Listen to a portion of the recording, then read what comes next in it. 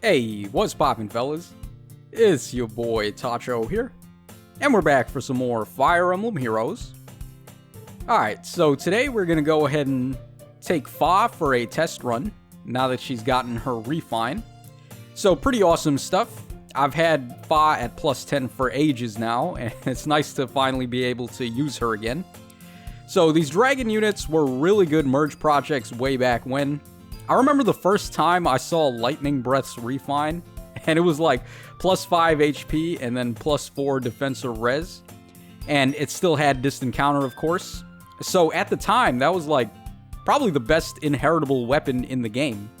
And that's why I feel like a lot of people considered the dragon units like the best free-to-play merges you could go for. Obviously, times have changed, and like nowadays, people don't even use dragons that much anymore. They're so, like, unrespected, I guess you could say, in Fire Emblem Heroes that it's kind of nuts. It was up until this year's Halloween banner where we finally got some new weapons for them and a new passive skill, which is Dragon's Ire. Obviously, Fa would be way better if I had that on her, but I don't, so we're stuck running quick repost like old school. Okay, but Fa's refine, what it does, it's going to grant her plus 5 to all stats, and also the same to any allies that are within 2 spaces. And the only requirement for that is that there is a unit within 2 spaces of her. So very easy to do, compared to like tactic skills where you have to meet a movement requirement, and then also the tactic skills don't grant the buff to the unit that has the tactic skill. So Fa's weapon effect is just way better for buffing allies and buffing herself. Also, it frees up any of your passive skills and your Sacred Seal, so you don't have to just clog up your team with tactic skills. So I think Fa is going to be a fantastic team support and grant some really nice buffs to your units. Of course, I'm running her with Caden today, and Caden and Fa are going to make a pretty good pair. Caden's going to get the all stats up 5 from her, and then he's going to be able to reflect that bonus onto Fa as a drive buff, as long as he's within 2 spaces of her. So they work pretty well together, but also you could run like units that have Blade Tome effects or something like that. Basically, any unit that wants to gain stat bonuses is going to be best friends with this Fa. So you have a whole bunch of options. I would say probably Tharja is your best bet if you want to use a Blade Tome unit, or just any red unit in general. There's also Levitain and, well, I was going to say, just for a second, the Ninja Levitain that we just got on this banner. And I guess she would work out pretty well too, but she's green just like Fa. So you might be better off going with a red unit, because they have some better synergy there. Alright, but anyways, the reason why people stopped running these dragon units, they were very good in 8th raids up until a certain point. And that point was the release of Thrasir, who has effective against dragons, and she just bodies all of them.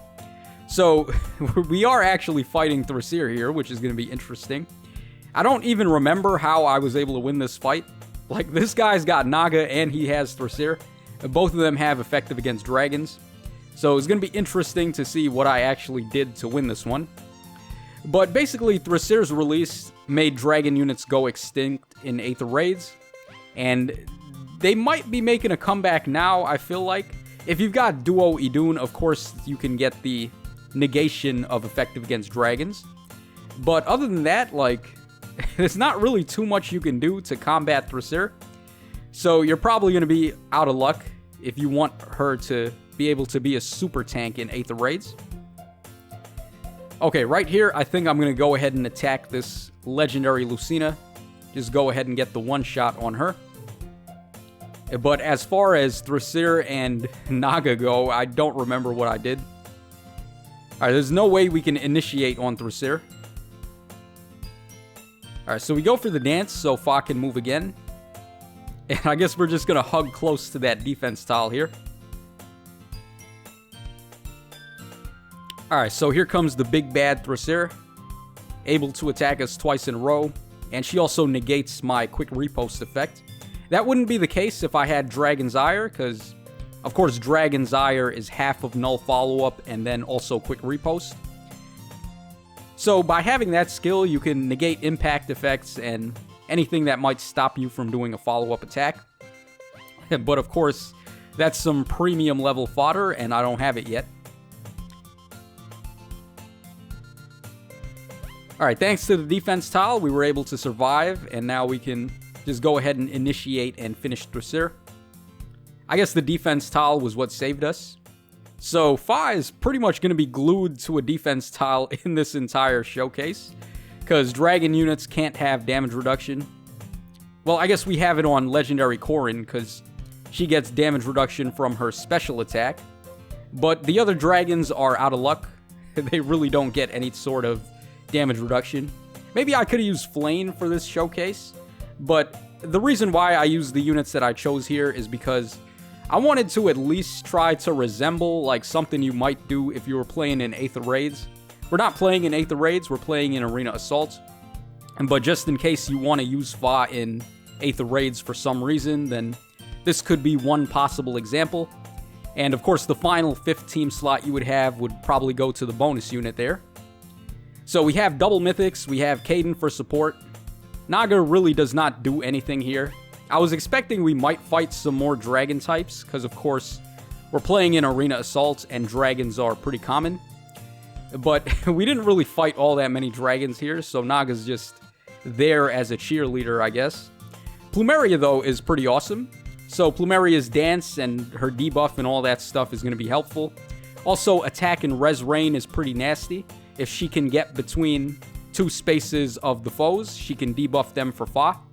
And Fa's weapon effect is going to combo pretty nicely with that.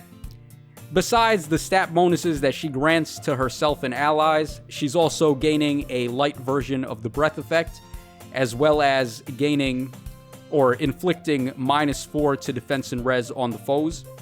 And all she needs to do is have an active bonus on her, which she's pretty much always going to have just based on the way her weapon works. So it's a pretty strong weapon effect refine where you're gaining a lot of stat bonuses to your team, and then Fa can also be a pretty competent fighter if you need her to. Alright, this guy's got Legendary Dimitri, and he's got Brave Edelgard. Like 2 of the most nastiest units in the game. So let's see how Fa deals with them. I guess we're just going to hug that defense tile for dear life. Alright, so here comes Brave Edelgard.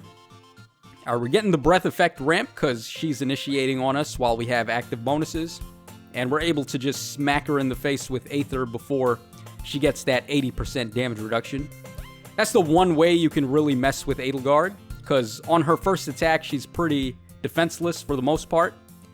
I mean, I say that, and she's got like 38 and like 40 defense and res. Like her stats are just completely insane. But we were able to take care of her there. And on the defense tile with attack and res rain in play, we should be fine against Dimitri as well. Now, I do have attack and defense solo on this Fa. And I was thinking mainly because we're going to be playing in Arena today, Arena Assault. And we're probably going to be facing more physical units than special type units. So instead of going for speed and res solo, I thought attack and defense solo would be better. But pretty much most of the time I have units adjacent to Fa, so we're not even getting any bonuses out of the seal there. I probably would have been better off going for Sturdy Stance 2 instead. But your boy wasn't really thinking that far ahead, so we're basically stuck with a seal that's only going to come into play sometimes. Alright, this guy's got Legendary Corrin, so that's going to be fine. Finally, Naga can actually do something and give us effective against dragons. Up until this point, she's pretty much just been sitting there occupying space. Alright, so we're going to want to go ahead and get Fa on that defense tile, and I went ahead and attacked the wall, so on the next turn, Ephraim will break it and we can bait somebody. Alright, so here comes Legendary Eliwood. He's a red unit, so you would think he might fare a little bit better against Fa, but I mean, he just gets clapped.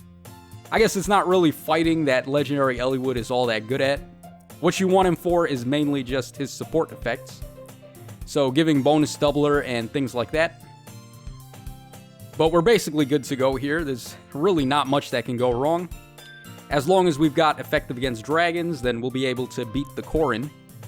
And then we have color advantage, of course, against FROM, so we're fine.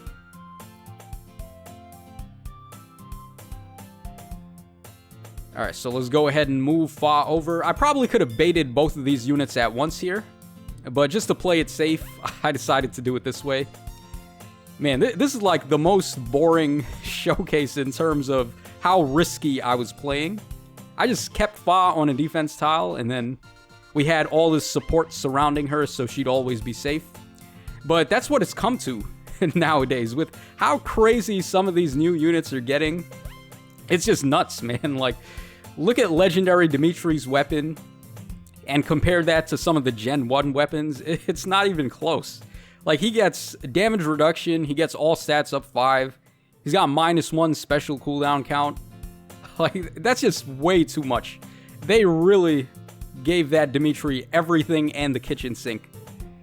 So, in order for these older units to really compete, this is the type of thing we have to do with them.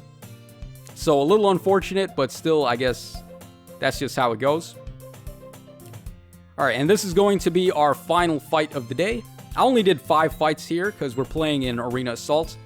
I guess I could have used a more arena-oriented team, but the problem is Fa doesn't really score high enough to be used for an arena team, unless you ran like green dual infantry, which you definitely don't want to do, because you absolutely have to have disencounter on her with Eternal Breath. So I'm not running an arena team, but we are playing her in an arena mode. And I guess that's why I decided to go for the double mythics instead, just to sort of simulate, like, how she might work in Aether Raids. But we're absolutely not playing in Aether Raids here. If I had Duo Idun, I would have given it a try, because at least then I would have been able to, like, deal with Thrassir and stuff like that.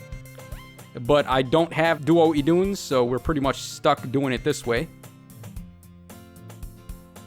Alright, Legendary Leaf is coming in first. And he is on a defense tile, but he's still going to get completely bodied by Fa here. And he has a Brave weapon too, so that makes it easier for us to ramp into Aether. Very nice. And next up is Legendary Chrom, doing absolutely 0 damage. That's pretty satisfying to see. Typically, Legendary Chrom is an issue. And look at that, Deadeye doing 0 damage. Okay, take that, man. You tried to wail out and make your Chrom have Deadeye, but look what happened to him. Alright, so all that's left now is double dragons. So Idun and Fallen Tiki. And of course, we've got Naga to give us effective against dragons, so we should be okay here. I'm just going to get Fa on the defense tile just to be extra cautious. Because, of course, Fallen Tiki's got effective against dragons, and I don't really want to risk it too much in this fight. Alright, so let's go ahead and use Drawback first. Or I guess not. Okay, we're going to use Shove instead. I have Drawback on Fa as the assist. Honestly, like, Reposition would probably be better. Or maybe even Swap. But Drawback is her default, and I didn't want to waste any additional fodder, so we're sticking to Drawback here. Alright, and Fallen Tiki getting wrecked in one hit. Man, that's pretty powerful, honestly. Like, when you're able to stack Attack and Res Rain with Eternal Breath's Attack and Res -4, it actually gets pretty good how much damage Fa can do. So, not bad. And we can just go ahead and initiate on Idun here and get the finish. Alright, so overall, that pretty much wraps us up for the showcase of Fa. I feel like she's going to be more valuable as a team support unit for the all stats up 5, even though you could use her to fight. As you guys saw in this showcase, I had to just keep her on a defense tile constantly and have all that support, just for her to stand a chance against some of these newer units. So if you've got Blades Home units, or Caden, or anybody that benefits from gaining some stat bonuses, Fa is definitely going to be your girl. Her stat bonus effect is way better than running the tactic skills, and it's way more efficient. So that's all for today. Let me know in the comment section down below what you guys think of Fa and her refine. And as always, this is your boy Tacho signing out. So take care, everybody, and I will catch y'all again on the flip side.